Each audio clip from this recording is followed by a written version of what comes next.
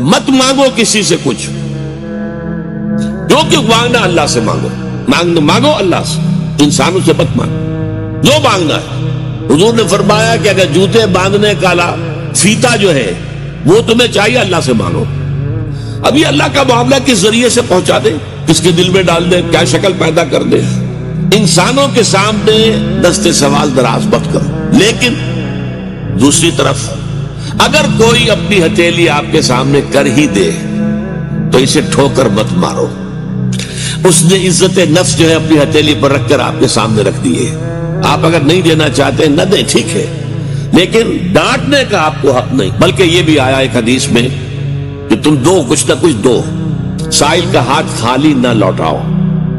یہاں تک ایک حدیث میں الفاظ ہیں سائل کو ضرور دو، خواہ وہ گھوڑے پر سوار ہو کر تمہارے پاس آیا ہو۔